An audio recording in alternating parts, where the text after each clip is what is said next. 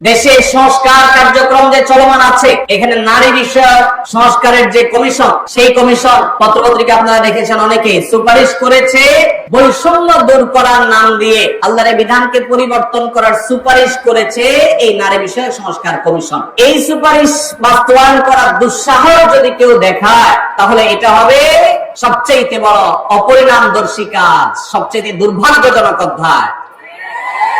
এদেশের সংখ্যাগরিষ্ঠ মানুষ তারা ইসলামকে পছন্দ করে, মুসলমান, তারা ইসলামকে ভালোবাসে মনে প্রাণে, ধর্মপ্রাণ। এরপরও এদেশে একের পর এক বিভিন্ন সময় আমরা দেখেছি ইসলামকে নানাভাবে আঘাত করা হয়। আমরা মুসলমানরা সর্বশক্তি দিয়ে এই সামান্য কিছু হাতে গোনা ইসলাম এবং মুসলমানদের প্রতি বিদ্বেষ পোষণ করা এই অপশক্তি, এদেরকে দমন করবার শপথ আমাদেরকে গ্রহণ করতে হবে।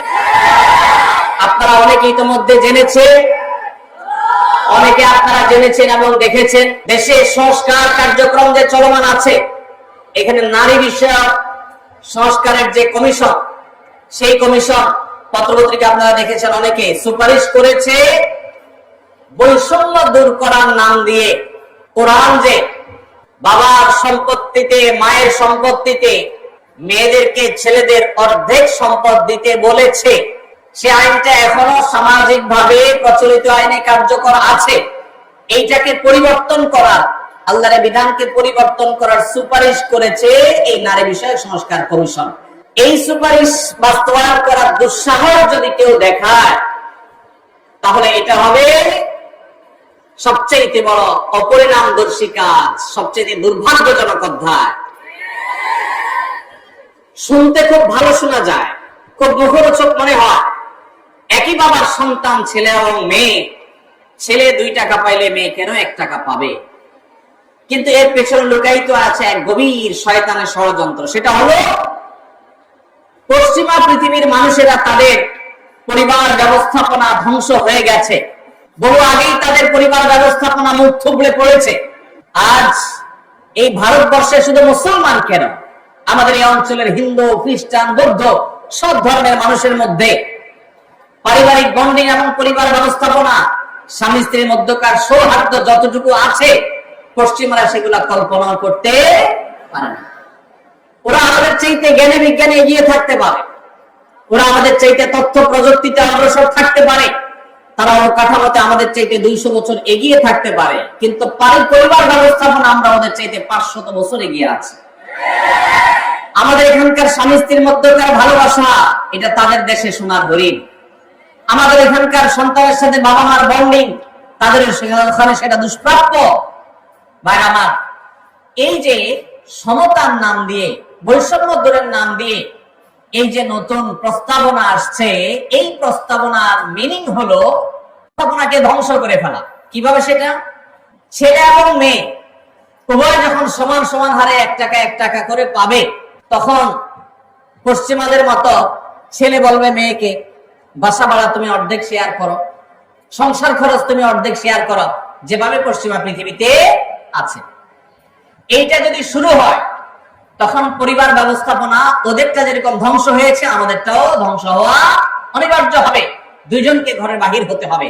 এটা হলো স্বামী স্ত্রীর মধ্যকার রেষারেষি শুরু হওয়ার একটা সূচনা, একটা সূত্রপাত, যে তোমার কাছে 2 টাকা আছে, আমার কাছে 2 টাকা আছে, তাহলে সংসার খরচ আমি দিলে তুমি কেন দিবে না, তোমাকেও দিতে হবে। এখন আল্লাহ রাব্বুল আলামিন যে সুন্নাতুল্লাহি ফিল আরদ, পৃথিবীতে আল্লাহর যে নিয়ম রেখেছেন, পুরুষরা বাহিরের দিকটা সামলায়, মেয়েরা ভেতরের দিকটা সামলায়। পুরুষরা বাহিরের জগৎটাকে দেখে, মেয়েরা ভেতরের জগৎটাকে দেখে।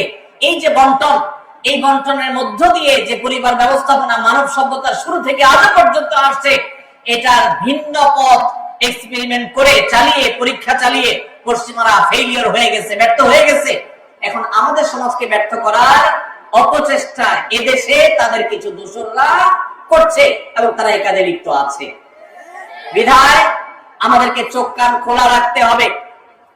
কোরআনে কারীমের আইন, কোরআনে কারীমের বিধান এমনিতেই তো নাই, যে 2-1টা সমাজের খাঁজে ভাজে আছে, এগুলাকে ধুয়ে পরিষ্কার করার যে শয়তানের ষড়যন্ত্র, নীল নকশা, এটা ইনশাআল্লাহ এদেশের মানুষ বাস্তবায়ন করতে দিবে না।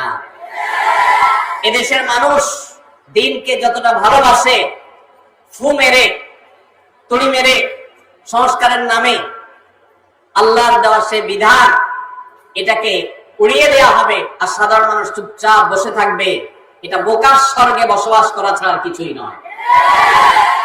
এমনিতেই কোরআনের কোন আইন, কোন বিধান, আল্লাহর আদেশ বা নিষেধ মুসলিম অধ্যুষিত দেশ হিসাবে, ধর্মপ্রাণ মানুষদের দেশ হিসাবে সেটা আমাদের আইনের সংবিধানে এমনিতেই স্থান পাচ্ছে না। যেগুলো আছে দুই একটা সেগুলো মুছে পরিষ্কার করার এই ষড়যন্ত্র এদেশের প্রত্যেকটা মুসলমান রুখবে ইনশাআল্লাহ।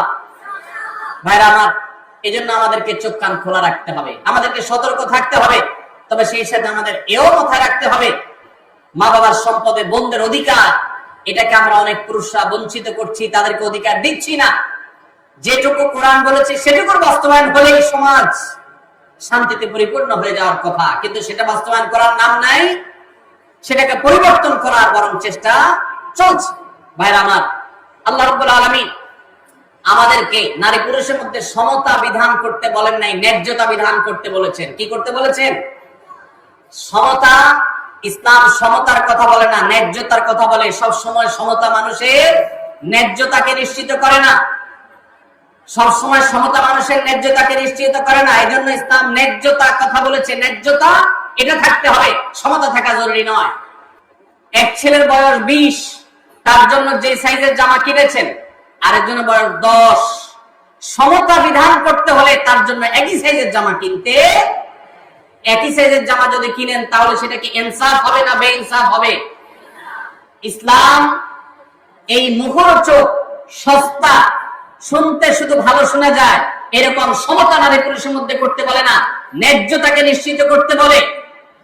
আপনি কোথাও আপনার ছেলে মেয়েদেরকে কোনো ভালো কিছু দেখাবার জন্য নিয়ে গেছেন, দুইজন ছেলে বা একজন ছেলে একজন মেয়ে গেছে, একজন বড় একজন ছোট, একটু উপরে উঠে দেখতে হবে।